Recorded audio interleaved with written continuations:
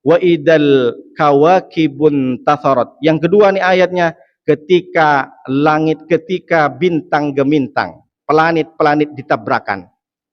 Apa itu? Kenapa dimaknakan dengan kawakib, Pak Ustadz? Kenapa bintang-bintang? Semua planet di atas ini banyak, Pak, bukan hanya satu.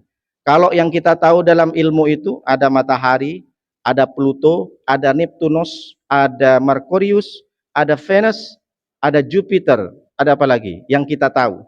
Tapi di luar itu beribu bermiliaran planet yang kita tidak ketahui. Kita gambarkan bagaimana Allah tabrakkan semua planet itu. Bagaimana tak paham saya Pak Ustadz kalau kita nengok ke Semarang, nengok ke Jawa Timur, Jawa Barat masih ada rel kereta api.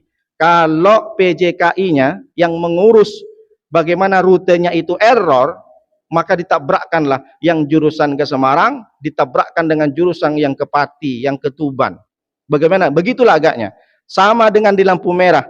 Kalau sudah error lampu merah, oh, bagaimana mobil itu? Tidak tentu arah. Begitu juga nanti Allah tabrakkan semua planet, semua matahari, semua bumi, tidak pada porosnya. Las-samsu yanbaghi laha an tudrikal qamara walal lailu sabiqun nahar. Semua matahari dan bulan tidak akan pernah ditabrakkan oleh Allah kalau belum waktunya. Mereka akan mengelilingi di sekitar porosnya sendiri. Bagaimana tuh Pak Ustadz? Matahari di sini, bumi di sini, ada bulan yang mengelilingi. Matahari berada di tengah-tengah. Dia mengitari sendiri. Kalau orang tak tahu dikira matahari itu tidak berjalan, Pak. Padahal dari saking cepatnya kalau ban mobil, dari saking cepatnya ban mobil itu seakan-akan diam. Matahari itu begitu cepat muter dia. Bumi mengelilingi matahari. Jadi bukan matahari yang mengelilingi bumi. Kalau seandainya matahari lebih dekat ke bumi, maka bumi manusia tidak akan lama hidup, terbakar. Matahari memanaskan, tapi Allah gunakan dengan kekuasaannya, dibuatlah senyaman mungkin untuk manusia. Yang paling bagus iklimnya adalah Indonesia, Pak. Kenapa kok bisa begitu Pak Ustadz? Kita tengok, orang gila sehat apa tak sehat, Pak, di Indonesia? Kalau di Eropa, musim kemarau, kepanasan dia.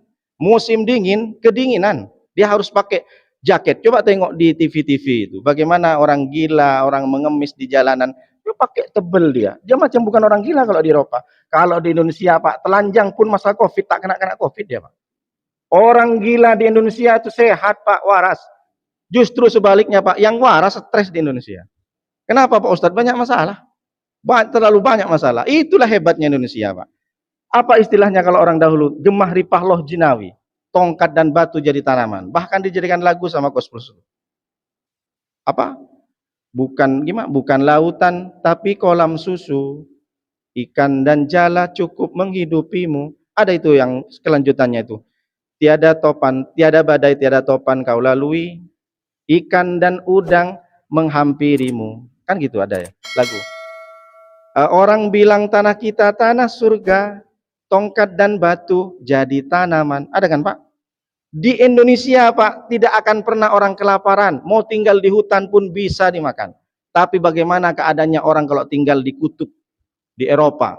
Mereka harus mencari. Maka kita bersyukur sebagai orang Indonesia nih, iklimnya stabil. Bayangkan, saya saja cuma 12 hari di Mekah, tak bisa nahan saya. Terakhir saya di Madinah, luar biasa Pak. Demamnya bukan seperti demam biasa. Badan ini sehat tapi hidung sama mata itu panas. Berarti tidak cocok. Mungkin harus terlalu lama, harus lebih lama lagi tinggal di sana baru bisa menyesuaikan. Ini kan 12 hari tak pernah nyampe. Sekali nyampe langsung demamnya bukan demam seperti di Indonesia. Maka bersyukur Pak hari ini kita tidak didaprakkan dan itu sudah dibuktikan oleh Allah. Selanjutnya kalimatnya wa idal biharu fujirat, ketika lautan sudah diledakkan. Makanya Pak, di Jakarta itu diprediksi oleh para ilmuwan, nanti pada saatnya di tahun keberapa, Jakarta akan tenggelam Pak. Makanya dibuatlah IKN tuh Pak. Saya cerita aja lah. Apakah memang karena mau tenggelam Jakarta, dibuatlah IKN. Ibu kota Nusantara. Di mana? Kalimantan. Apakah dia alasannya karena Jakarta akan tenggelam? Batam bagaimana Pak Ustadz? Akankah tenggelam? Wallahu a'lam. Kita dikelilingi pulau-pulau. Kita dikelilingi laut. Kalau Allah innama amru idza arada syai'an yaqulu lahu kun fayakun, kalau Allah berkehendak akan pasti tenggelamkan. Bagaimana kita lihat tsunami tahun 2004?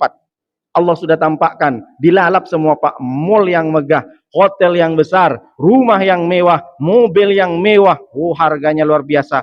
Hanya sekali Allah berikan tsunami, 2004 dilalap semuanya. Dan kita lihat, beberapa kemarin, seminggu kemarin, di kampung saya, ada gempa berskala 5,6 Richter. Jadi maksudnya apa? Bahwa sudah banyak kita tengok gempa di mana-mana. Allah sudah tampakkan kekuasaannya, tapi belum Allah finalkan, karena memang belum waktunya kiamat. Di Al-Quran ini adalah sebagai tadabbur kepada kita, bahwa dunia itu tidak akan lama. Kita yang hidup ini hanya menunggu bagaimana Allah akan ledakkan bumi ini. Maka siapapun di antara kita yang merasa bekalnya tidak cukup, kalau kita seandainya dimatikan oleh Allah besok, dan merasa bekal itu tidak cukup, berarti ada yang kurang dalam bekal kita. Kalau kita takut seandainya dimatikan oleh Allah, berarti ada bekal yang tidak cukup. Wa idal biharu fujirat, ketika lautan itu sudah diledakkan, dilalap semuanya oleh Allah SWT, hanyut seketika.